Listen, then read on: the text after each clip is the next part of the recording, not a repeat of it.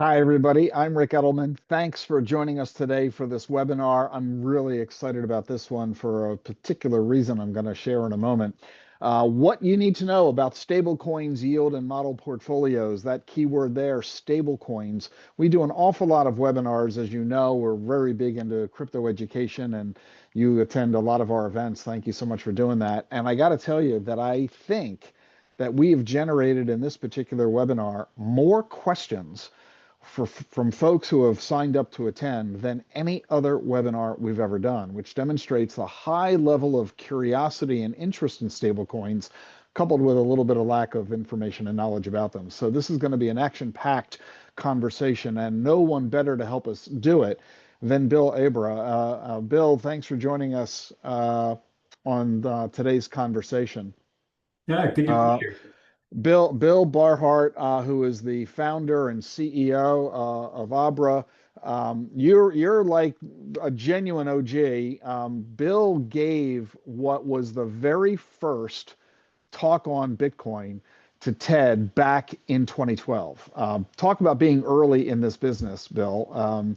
That really says an awful lot, and not a lot who are that early have survived today into the marketplace. Abra certainly has, and is one of the most important providers. Talk a little bit about what Abra does for everybody.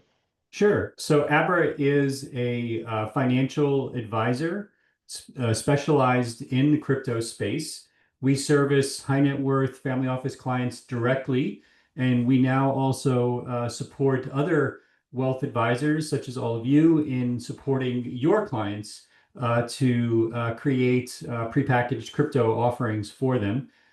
We've been doing the latter for a few months now, and it's been going quite well.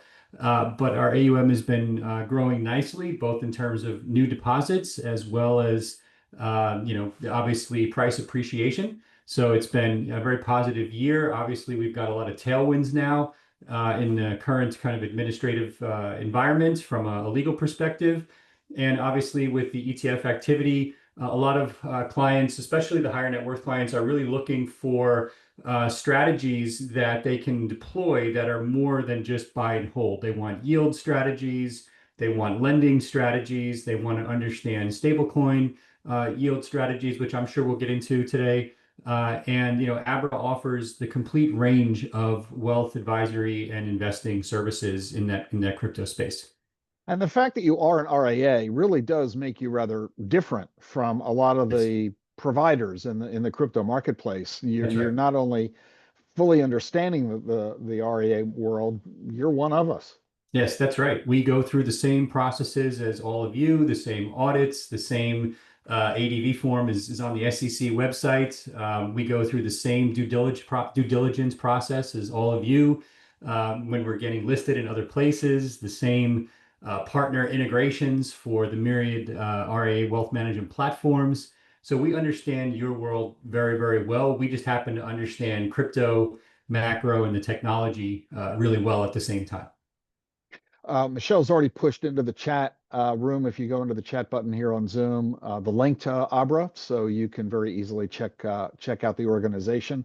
I mentioned that we have an awful lot of questions that people have already submitted, and we're going to jump right into those in just a moment. Okay. But two things I wanted to mention. First, you're welcome to add your questions right now they come up, and due to the conversation Bill and I are about to have, just go to the Q&A box here on Zoom, type that in. I'll be curating that as we go and peppering Bill with those questions as well.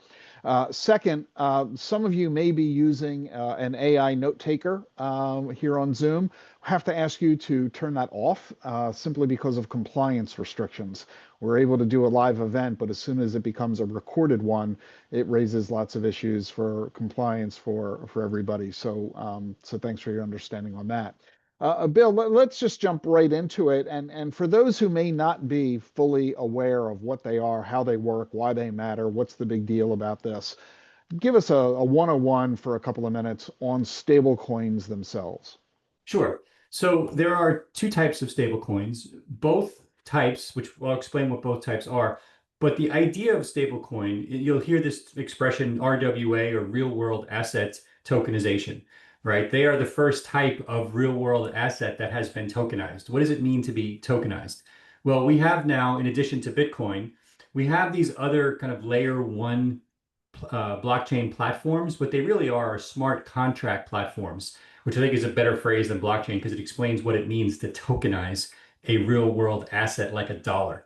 So using these smart contract platforms, you can actually create new tokens. Some have no intrinsic value, like let's say a meme coin, for example, the token just exists.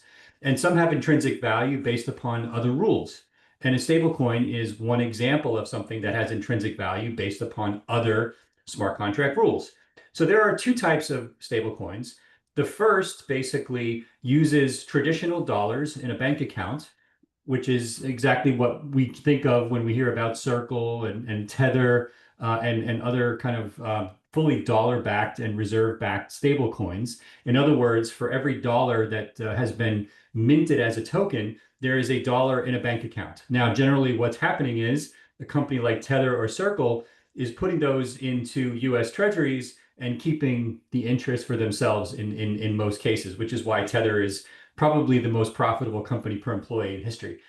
The second type of stablecoin is generally what we call a synthetic dollar, or in some cases, an algorithmic stablecoin, but they're not based upon physical dollars in a bank account. The most well-known product in this synthetic dollar area is a product called Athena, and their synthetic dollar is actually based upon Bitcoin, and then it uses perpetual swaps to peg the value of the Bitcoin to the dollar. And that has the advantage that you're outside of the banking system, which for some international transactions is actually quite interesting.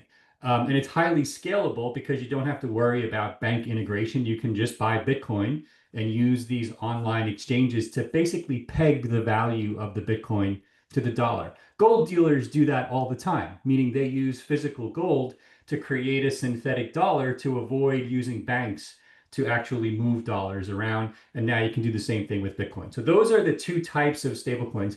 There's a third, which is more algorithmic, which you may remember from the last cycle, which has never really been proven to work. And the most nefarious instance of that was the Terra Luna project, which obviously ended very badly, which I would say blew up a lot of the companies in the space, which were making a big bet. So I won't spend much time on the algorithmic, except to say, in theory, it works. In practice, it's never been proven to work. So the most common and the most, I think, desirable for most folks paying attention to us here today Yeah, are the U.S. dollar backed, U.S. Treasury bill backed, from Circle and Tether. These are the biggest stable coins in the world, pushing what, $300 billion yeah, invested in these things. So essentially, somebody would take their money from a bank account, their actual U.S. dollars, and they would transfer that money to a digital wallet and buy a Tether or a Circle stablecoin. right. Circle, by the way, is now a publicly traded company, one of That's the right. hottest IPOs ever, and certainly of the Right. year. Tether says they're going to launch a US IPO in the not too distant future. And why would somebody bother? First, explain that. Why would I Yeah, bother to take my money from my bank account where it's FDIC insured and move it to Coinbase, for example, and buy a Tether stablecoin or a Circle stablecoin? Why would I want to bother doing that? If the Circle stablecoin ends up taking my money and putting it into a US Treasury, why am I bothering going from my bank account to right. Coinbase to So Circle to a Treasury? great question. Great question. So there's a few reasons why this matters. So ironically, the reason that stablecoins were invented in the first place goes back to the history of crypto trading. In the early days of crypto, and I can tell you this with firsthand experience, when it was the Wild West, back when I did the TED Talk in 2013, it was very difficult globally for any exchange to get a bank account because nobody understood what the hell we were doing, and everybody just assumed we were a bunch of cowboys that were, doing something nefarious, and they couldn't do money transmission regulation properly and no travel rule. And so some clever blokes realized that if they could effectively create these dollar stable coins and deposit them into into exchange accounts, meaning they could deposit crypto tokens, which are stable coins, into exchange accounts, they could bypass the banking system.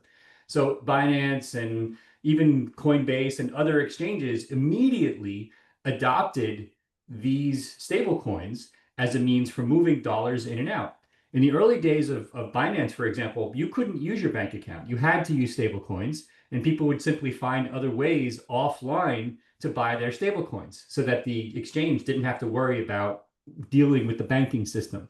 And that's still today by far the primary use of stablecoins is in crypto trading, and it enables, I mean, there are 100 exchanges that are making a lot of money today. And, we know Binance, we know Coinbase in the US. Coinbase is not even in the top five in terms of daily trading volume, to put it in context. There are huge international exchanges that are all based upon trading with stablecoins. So that's application, obviously, number one. And I would venture a guess that's still 80% plus, at least, if not more, of stablecoin volume.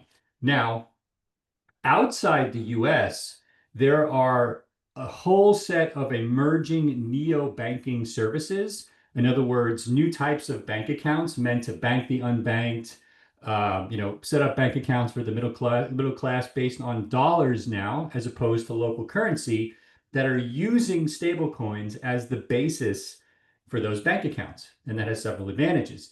If you're moving money cross-border and both sides have a crypto wallet, you can basically move stablecoins person to person and bypass SWIFT, bypass the banking system, have complete finality with no opportunity for chargebacks or, failed transactions like vis-a-vis SWIFT. When was the last time you had a trivially easy experience doing a bank wire, right? So the stablecoin model addresses all of that. And then the third thing is we're starting to see businesses accept stablecoins in the West, like in the US, in Europe, because it's just very easy. A lot of kids now, a lot of younger people are holding wallets that have stablecoins in them, and it's very easy for people to use those when they have them for payments. I know when I have it and a site accepts it, it's always preferred for me to use a stablecoin right now because I know I don't have to set up a wire. I don't have to worry about checks. I don't have to worry about ACH. Do they have a Venmo address? It's just easy, right? And so we're going to see more and more of that in the coming months. And lastly, as it relates to this group, we're starting to see a lot of investment opportunities that optimize yield around stablecoin versus the traditional banking system. So at Abra, for example, we offer products that optimize yield.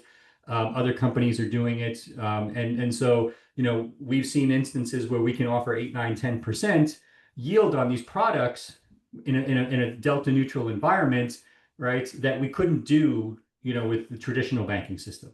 So there's all kinds of new investment opportunities that they've enabled as well. What we have discovered over the past several years, you mentioned Terra Luna and the debacle of it blowing up because it was basically a stable coin that could not deliver on its promises. And that raised the natural concern of investors everywhere is how can I trust putting my money into this thing? Because it's, the whole definition of a stable coin is that it's a coin that's supposed to be stable in Right. value. I give you a dollar, it's worth a dollar, just like a money market fund. End of story. And what Yeah, we don't want is price fluctuation, let alone price destruction, as happened at Terra Luna. That is what caused Congress to pass the Genius Act earlier this year, the that's very right. first crypto legislation ever.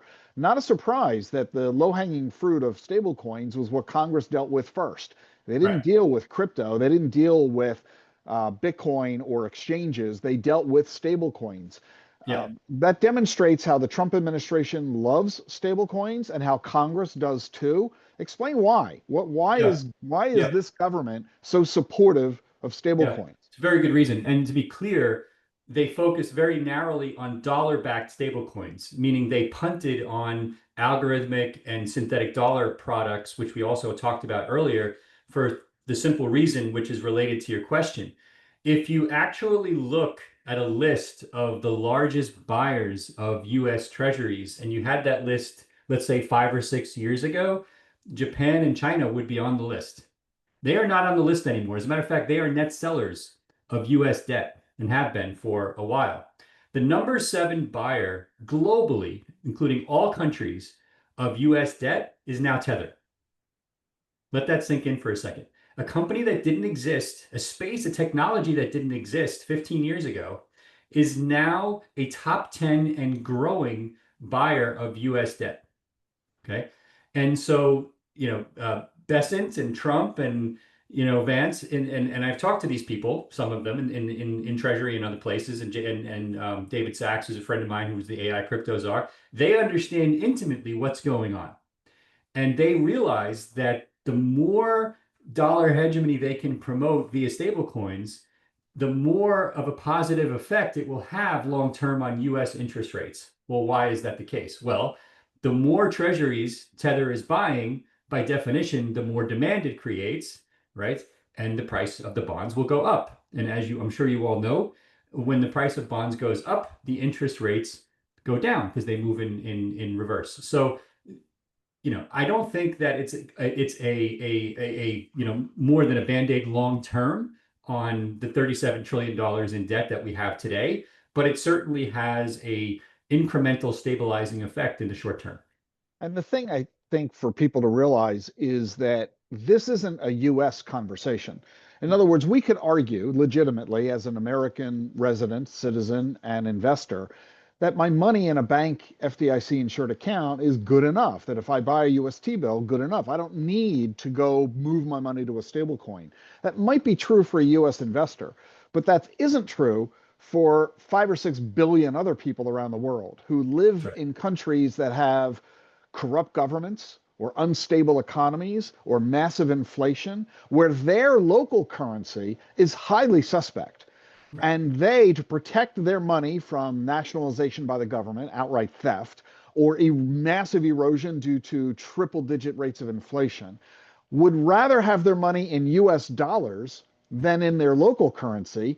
And the stable coin lets them do it. So they can move their money out of Zimbabwe or Argentina or Venezuela into a Tether or Circle stable coin, which is now suddenly, instantly backed by the US Treasury.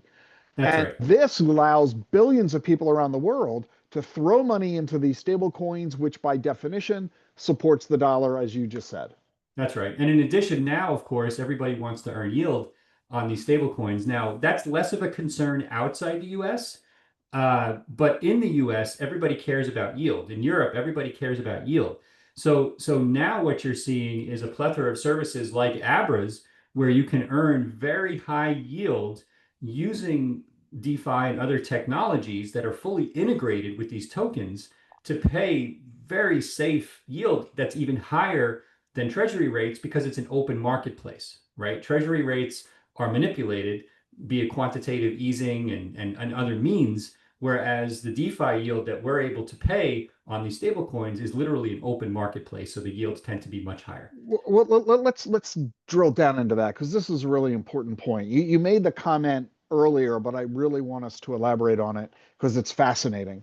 Yeah, When a stable coin gets issued, and you choose to buy one. You take your dollar out of the bank, you transfer it to a Coinbase account, you buy a stable coin, call it, you buy USDT, US dollar coin, USDC. You are getting your money backed dollar for dollar with a treasury, so you know the money is safe, and the Genius Act creates the transparency, disclosures, auditing rules, all the good stuff that you want to see to know that your money is what you think it is. But when Tether goes and takes your dollar and supports it by buying a US Treasury, you made the observation, Bill, that Tether will earn interest on that Treasury, that's but right. Tether keeps that interest. It doesn't pass it along to you. In fact, the Genius Act prohibits That's right. that coin from paying interest. So Right. it's kind of like PayPal and Venmo, meaning when you put money into PayPal because it's easier to move money around, you're not earning any interest on PayPal. That's why PayPal is Right. free because Well, they what's earn interest. interesting to your point is that in theory, an exchange, unless they're using a third party bank to pay the interest, can't pay interest, but most RIAs can. And Abra, for example, has set up SMAs, which is effectively, a securities account. Even though it holds commodities, it could hold gold. It just is used for crypto in this case. But the stable coins that you hold in that SMA pay yield. then it's disclosed. Where it comes from is disclosed in the Form ADV. There's all kinds of risk disclosures, but the reality is it's probably independent of FDIC insurance, less risky than most banks because banks basically hold these long dated bond portfolios whose actual mark to market is BS. And so that's why we have FDIC insurance on them in the first place, right? Whereas with this, think of this SMA now as a better money market account to SG's question that I see here online, right?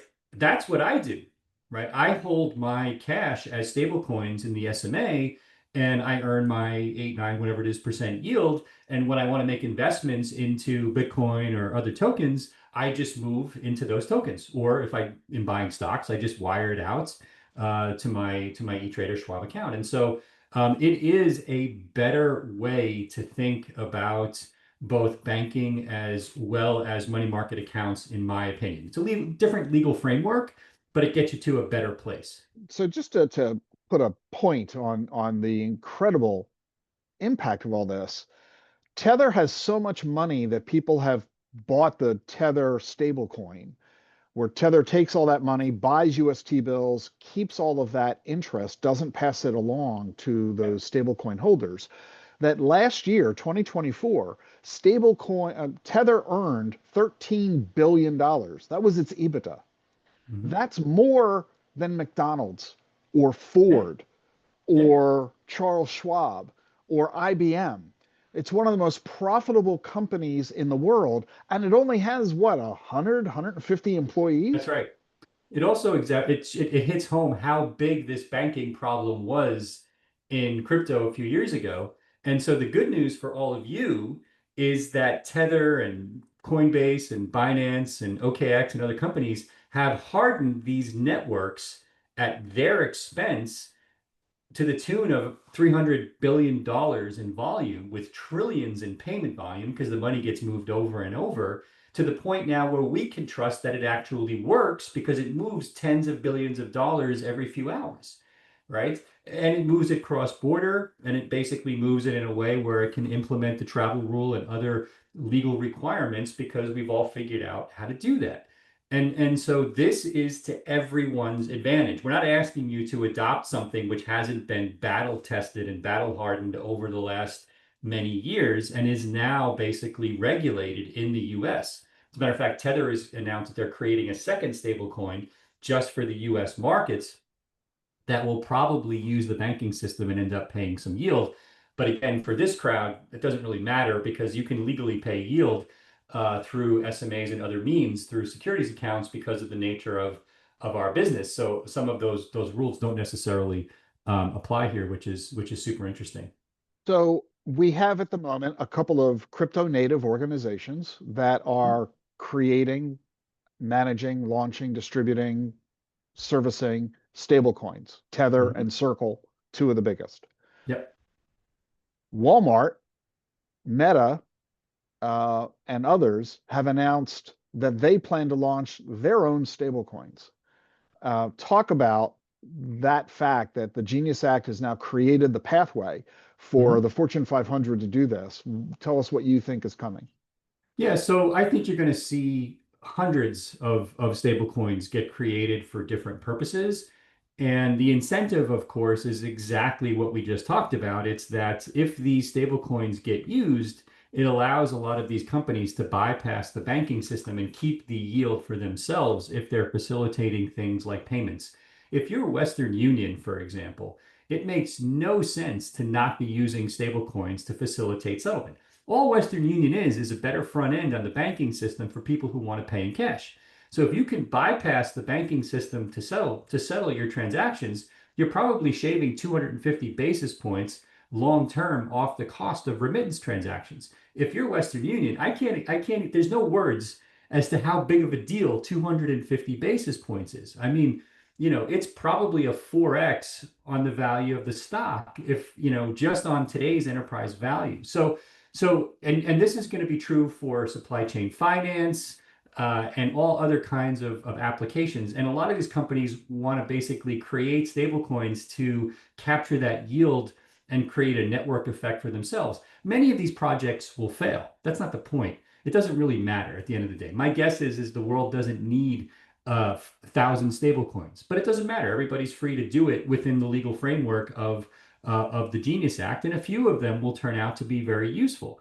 And as it relates to our world as investment advisors, it turns out these stablecoins are incredibly useful for capturing yield, acting as an away station for future investments in a way that is significantly better than using a traditional money market account, in my opinion.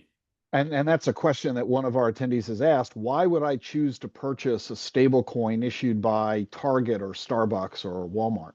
I personally wouldn't. I don't know what they're doing that would cause me to change my opinion since they can't pay yield. What they could do is tie it to rewards programs, potentially, if Right. it's legal, right? You got to dig in a little bit, like Starbucks rewards points or Target rewards points. If they're not considered yield, they would probably get away with it. Um, That's and my assumption is that yeah, they'll yeah, use it as a loyalty reward and as a way to keep you as a tied-in maybe. customer, Yeah. saying if you, it's sort of like saying if you use our branded credit card, we'll lower the price of the product. Same thing, if you pay in our stable coin, we'll make it cheaper for you. Yeah, that makes sense, and I think it's something like that. But again, I think for purposes of this discussion, it's much more basic, right? How do I earn yield? What is the risk? And what's the best place for me as an RIA to do this? And why do my clients care? Well, if I'm basically committed to having a certain amount of my portfolio at any given time in cash, and I can offer, a stable coin equivalent now that the government said, you can treat these things like cash, and I can earn 8% or 9%, whatever it is on that. That is extremely interesting, right? So, I think that is waking a lot of people up to this, to this opportunity. So that's what's, driving our interest at Abra. So. So elaborate on that. What's the investment opportunity in the stablecoin world? How does this benefit the end investor? For the advisor who's saying, I'm looking for ways I can improve my value to add to my client, giving them a solution that is better than something currently in use. Talk about Yeah. the investment opportunity there. Yeah, I think there's an immediate opportunity, and then I'll talk about where this is all going. Right. So the immediate opportunity is, hey, if I'm committed to having a crypto vault or platform integrated with my RIA offering, I now have the ability as part of that to not just offer, model portfolios, which we can get into in a minute, but I can use crypto stablecoins as an away station into making those investments. And while they're holding that cash, I can basically earn 8 or 9% yield on it. If they want to basically then use that to invest in Bitcoin or dollar cost average and other things in crypto, they can do that. If they want to invest in stocks or ETFs, you can simply move it back out to the dollar, the traditional dollar bank account to facilitate the stock purchase. That's today. All of that works now. And then what I think you're going to see over the next, kind of 4 to 5 years, especially now that the SEC has initiated Project Crypto, is you're going to see companies like Abra and others start to adopt tokenized stocks. So the vault that we have set up for the SMA is very soon going to offer stocks as well. And now there's going to be fungible with stable coins and crypto. So in other words, I can move between stable coins and Bitcoin and Tesla shares. Can't do that yet, but my guess is in less than 5 years, probably in the next 18, 24 months, within this administration, you're going to see that happen. And so the client will have a choice as to how they can do all this stuff. But for today, it's very simple, right? Earn my yield, move quickly in and out of crypto, and do it in a way that's highly regulated and safe. Well, this yield notion has piqued the interest of a lot of folks, and they want to hear more about this. Patrick has asked, talk about the instruments in your SMA that you're investing in that are Yeah. getting you an 8 or 9% yield. Yeah, so we've set up myriad model portfolios across a different risk spectrum. I think we actually have a slide on this. Maybe you can bring it up for the. Yeah, let me do that right now. Yeah, so we have like a few model portfolios that go from ultra low risk to more moderate to higher risk on the crypto kind of spectrum. But you can see here that on the just the basic stablecoin yield, it's probably capturing something like a basis trade combined with potentially treasuries. Then you can go up to, things that might combine stable coins with a certain amount of Bitcoin, and other things where we have like this digital income strategy, which has been absolutely crushing it for the past, couple of years, where it's a combination of stable coins and crypto. So you can basically go from very basic, nothing but just a simple dollar allocation, where it's probably something like a DeFi enabled basis trade, which right now I think is probably capturing about 9 to 10%, all the way through to, a much more aggressive trade, which combines stable coins and crypto, so that you lower the volatility significantly and are capturing probably 30 to 40% upside, especially in these high liquidity environments where we see global M2 just skyrocketing right now. And then, So elaborate for us, because we yeah, know sure. as advisors we are trained very carefully, and our personal experience in our industry has proven this to us, that we know that when you get a higher yield, you're taking a higher risk. Yeah, sure. So explain how the safety versus income of an 8% yielding stable coin versus one that's paying Yeah. 2%. Explain that. So my perspective is I agree with what you said back at the Vision Conference, which is, not only should you be off zero, you should probably be 10 to 40% allocated to crypto. And I agree with that 100% from a wealth advisor perspective. For individuals, who like myself, I have a very different perspective on risk. But when you're managing risk this way for other people, I think that comment is spot on. And so the question is, how do you do those allocations? And so what we've done is we've said, okay, I get that the most volatile thing I can invest in crypto is alternative L1s like, Solana, Ethereum, Sui, et cetera, et cetera. Bitcoin is actually less volatile than a lot of FANG stocks right now. Okay, so to put it in context, I wouldn't say Bitcoin is the most volatile anymore. Actually, Nvidia has been more volatile than Bitcoin this year.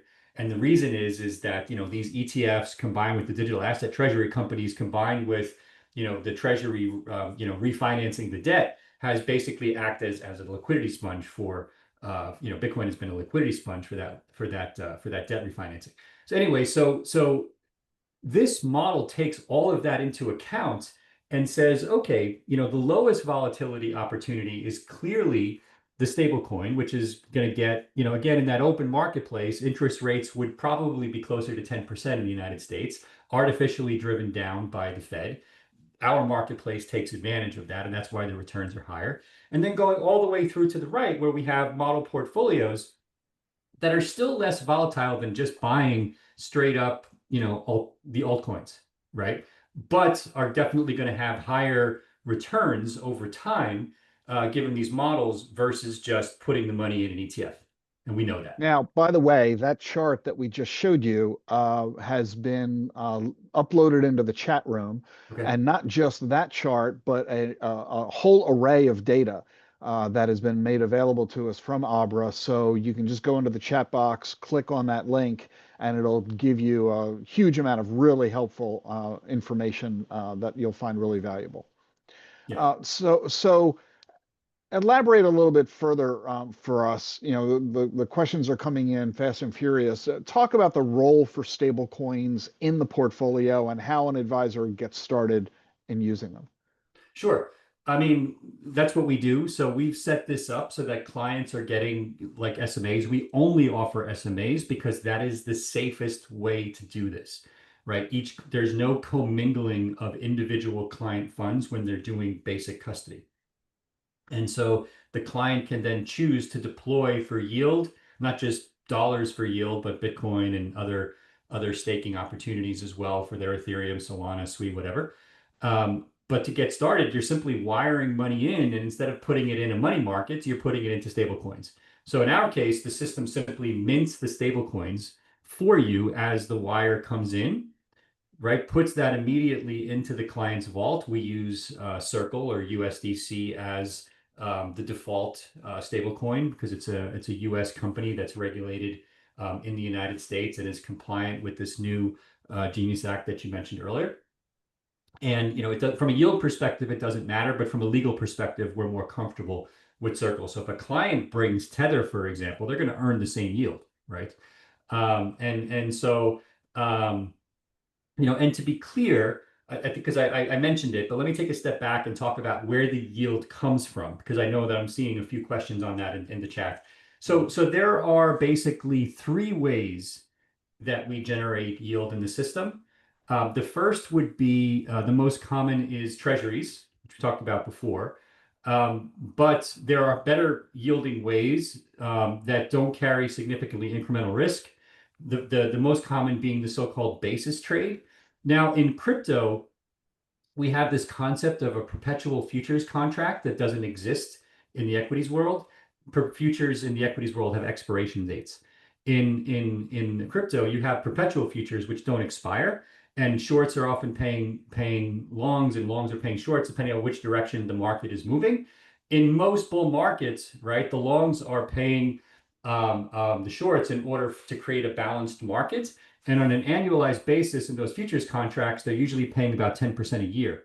And so we're capturing anywhere from 8 to 10% premium on that. And that it becomes the interest that we pay our clients for those contracts. And it's a very safe way to do that because these are now regulated and highly accessible, very, very liquid. As a matter of fact, they blow away spot markets in terms of trading volume. Right? These futures markets do an order of magnitude more volume every day than Coinbase, for example. So super, super liquid.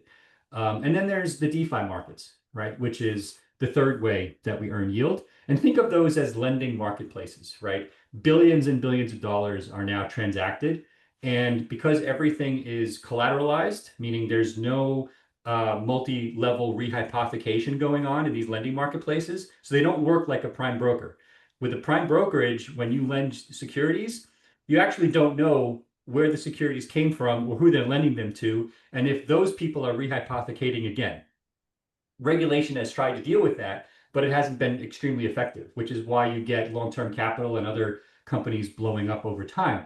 In DeFi, you can't do that, right? Because these are all smart contracts that are self-settling. And so it's a much safer way to do yield and lending. So people will post something as collateral, borrow Bitcoin, post dollars, right, to earn yield, which then get lent out but are over collateralized in other assets, which is a fantastic way to earn yield, especially if you're committed to a longer term holding.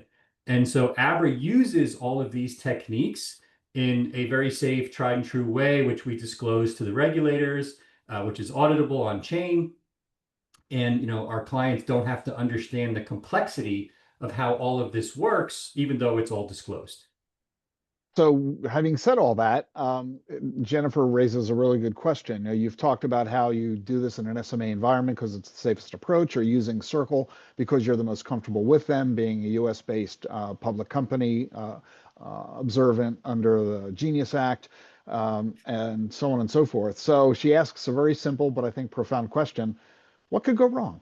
Yeah.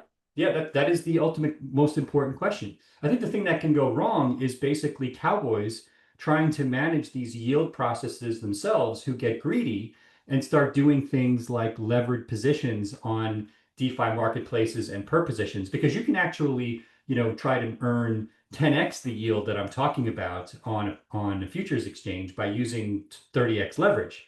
And that's why having a wealth advisor, a fiduciary, do this as opposed to some degenerate crypto quant who understands the tech but has a warped perspective on risk is not the right approach, right? And so as a fiduciary, that's why we disclose all of this and basically don't employ leverage. And we also use our own balance sheet to test all of the yield and staking services that we offer with clients. It's not really a test. We're literally putting our own balance sheet to work to earn yield for ourselves, and it's become a significant source of income for us. And we don't take any excessive risk with our balance sheets, right? That's our money, right? We run our business off of that. And so we don't offer anything to clients that we're not willing to have deployed our own capital doing, which is the reason why we're not in the business of losing money for our clients, because otherwise we would be in the business of losing our own money as well. Benjamin and a couple of others have raised a similar question regarding a comment you made earlier when you said that you think there will be thousands of stablecoins issued and most of them will fail. What happens if somebody does issue a stablecoin and it later fails? What does that mean to the end owner of that Yeah, I don't stablecoin? think I don't think these US-backed stable coins will fail, meaning that the dollars will be lost.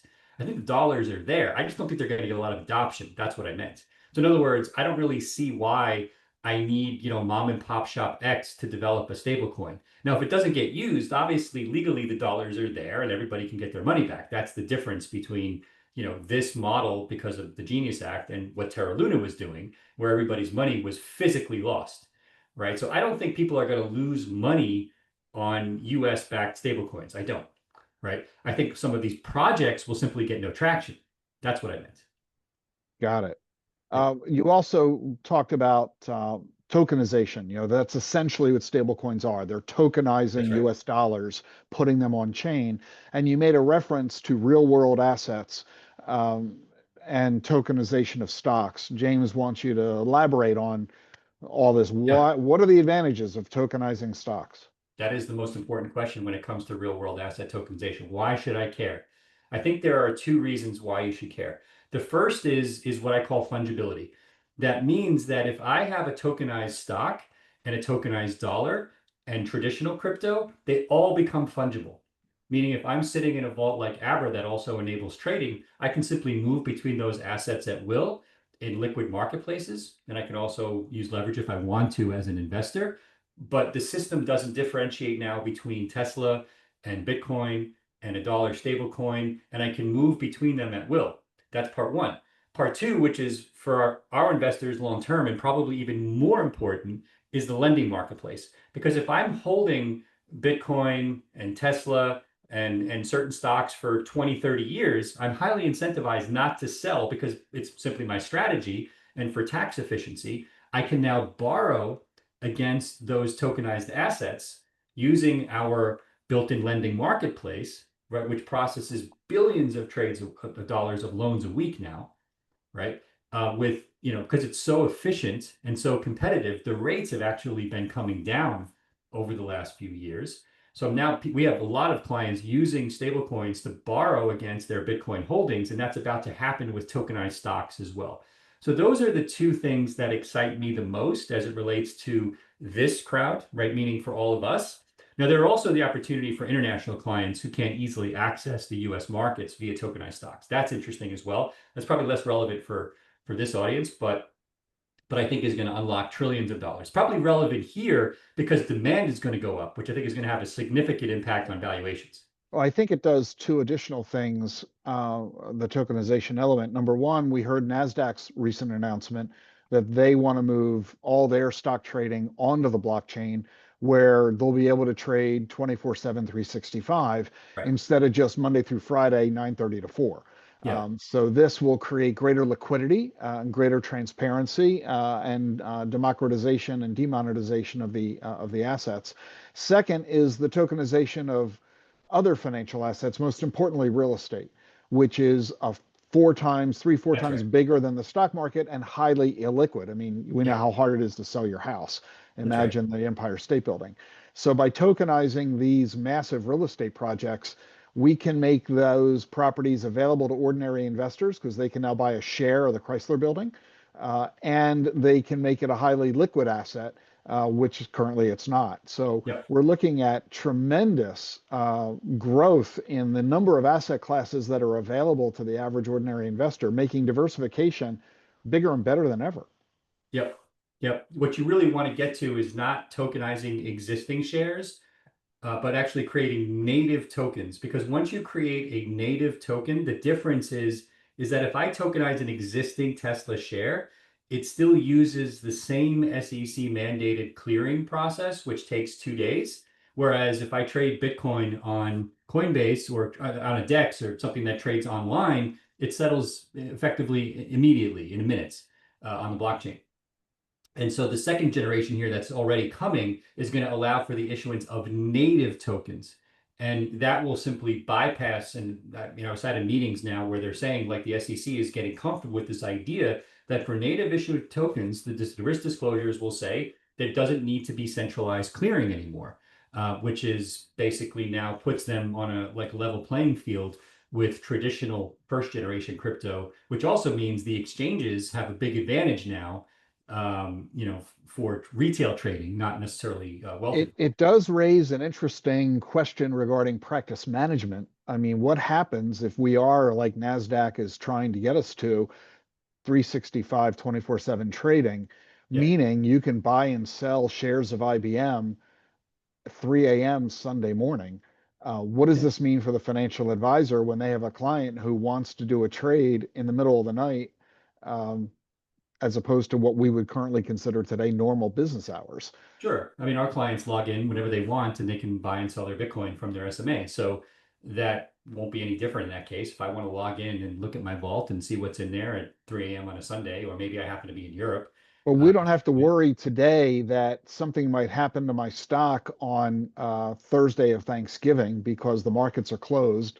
And so the fact I'm on an airplane doesn't bother me. But all of a sudden, I'm now dealing in a world where these securities are trading 24/7. And what if something happens in the world due to market volatility and I want to execute a trade? Will I be able to? Will my advisor be available? How are we going to manage this? I think it's going to require a reevaluation of what it means to being providing client service yeah, and value add, yeah. and the opportunity for reinvention of the typical practice management. Yeah, I think AI is going to play a huge role in that, meaning all of us are going to be using AI deployed tools to supplement the fiduciary in a lot of ways. And that's going to be, it looks like that's coming at the same time as a lot of these kind of tokenization models, which is probably a whole other webinar as to how that's going to work.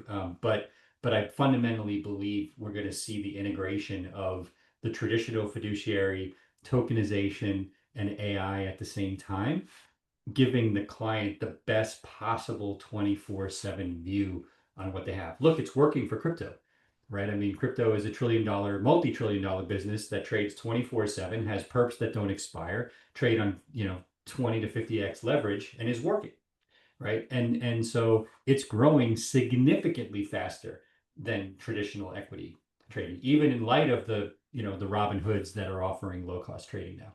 So, in the context of how things are going to change and impact on existing business models, several folks are asking about the impact on all of this on banks. Are we really going to see trillions of dollars flowing out of bank accounts and into stablecoins? And if so, what does that mean for the future of the banking industry? Yeah, I am not bullish personally on banks long term. I think if you think about the model that we're describing here as a group, we are collectively better positioned as a group to be offering the next generation bank account. And I'm using the term loosely here. Forget about the legal definition of what a bank or DDA is for a second. If I, as a wealth advisor, say, look, you're going to have a separate cash account from which I can give you a debit card that moves stable coins around. The client doesn't know how any of that works. They just know they can pay for their groceries, their rent, their bills, whatever. And from that, I'm managing my investments, right? And I have tokenized stocks and crypto, whatever, right? That's way more interesting to me than having to manage three other bank accounts for all of these different things that don't really add a lot of value today. And I try to keep as little money in there as possible anyway, because it loses 10% of its value a year, right? So I not to mention the fact that the Fed has been making them buy these, long duration treasuries and not marking them to market correctly, which means most of the banking system is insolvent anyway. So personally, and I'm giving my personal bias, not Abra bias, but I'm not bullish on banks long term. But I'm focusing here more on the utility, right? I think the utility of the wealth advisor is about to grow significantly with these opportunities that I'm describing, and the banks are going to be stuck, kind of spinning their wheels, dealing with the complexities of 1950s regulation. Unless they reinvent themselves, um, Yeah, which I have to assume they'll do. they're going to try for sure. Yeah, they don't have much choice, do they? Right. Right. For sure. Victor would want you to talk about taxation Yeah. of all Yeah. this. So this is a very key part of any kind of crypto offering, right? So if a client is deployed into yield strategies, they have to get the right tax reporting. They have to have the right kind of online portal view into what they're doing. This is something that we've built for clients. You get full tax reporting. So if it's dollars, you're getting, your your 1040 or 1099, depending upon how you're deployed. These aren't funds, so there's no K1 per se, but if you're staking, you're going to get a 1099 for staking yield, just like you would for dollar stablecoin returns as well. Corey wants to know if you're still optimistic about Sui, I see Aptos, the and question. Solana. Yeah, I am. That's my personal, still my personal largest allocation is to the alternative L1s. And a lot of it is related to this conversation, right? So those platforms are becoming the default platforms for real world asset tokenization because they scale almost infinitely now, right? So all the big announcements you're seeing that Rick also alluded to related to stock tokenization, next gen stable coins, almost all of them are on those alternative L1s related to Corey's question. And I personally am super bullish on them as a result. It's like betting on Microsoft to me in 95, right? I mean, it's just common sense. So you're uncommonly positioned to answer this next question because of your engagement in the REA world. And like a lot of crypto folks I talk to, they're crypto folks and they're not from Yeah. the TradFi world. But you'll be able to tackle this one, and it's probably the most important question that we've gotten, and naturally, someone's posted it anonymously, and that is, we've talked about all the exciting elements, what could go wrong as well. You've talked about the practicalities of taxation and practice management, but there's a key word: compliance. Mhm. How are compliance departments looking at all this, and is there going to be pushback? Yeah. So it's definitely an educational process. With the RAs that we're engaged with, it's not a multi-hour discussion. It's a multi-week, process. In some cases, multi-month process for larger RAs, where we are not only educating on, okay, what do these model portfolios do for our clients? That's important. Obviously, that's the first step because if you're not excited about that, you're not going to be signing up for, weeks of compliance discussions. And then we'll come in and help educate the compliance teams as required. Like I said, the first step before go view our ADV with the risk disclosures, and we have all kinds of legal opinions that we've gotten from our own lawyers as to how all of this works and is related to the traditional RIA model and how this should be viewed in terms of custody versus RIA compliance versus risk disclosures and preparing for audits and the like. And so, we are now, I think, in a healthy position to help our partners navigate that compliance discussion as well. You've got a fan in the audience of your Money Talks podcast, wants to know if you plan to restart it. Yeah, I get a lot of that. I didn't realize it had much of a fan base, but I guess it does. So we are bringing it back. We're doing some very, very large transactions, which I can't talk about right now. And so we're trying to time all of this to kind of bring it back with that. And also with an increased focus on kind of our shared world here, as opposed to just the retail investors. So we'll probably target it at a probably a smaller audience, but a more appropriate audience for where we're going as a company. That's awesome. I know everyone's going to look forward to that now, and me too. Well, we're coming up toward the end of the hour. Give us your current final thoughts, Bill. What takeaway do you want the folks listening to us to have as they leave? Yeah, look, we spent years together with all of you, just kind of getting up to speed ourselves, understanding the needs. We're kind of past that now, right? We're live with hundreds of millions of dollars of client money. We're integrating with the RIA community now. I think we have the best non-ETF offering in the space. So if clients want direct exposure, they want to earn yield, they want to borrow, I think this is the RIA centric view on how to do that safely, legally, correctly. And we have a team of people who know this even better than I do to assist this world. And if you are following even remotely what's going on publicly, you know that 60/40 is dying. And what is it going to be replaced with is the question. I think the 40 is going to go mostly to what I would call alts. And I think crypto is going to get the biggest percentage of those alts in the short term. And then I think the 60 is going to become tokenized anyway. So now it's going to become 100% tokens over time. It's just some are going to be equity, some are going to be native crypto. And so this is the time to be understanding this to get ahead of it for your clients. And I love the fact that many of you are doing it for yourselves because I can tell the questions aren't just for your clients, it's for where should I be putting my own money, which is great because that means you have conviction. And as you're learning why you have the conviction, you can be, as a fiduciary, ready to explain it to your clients as well.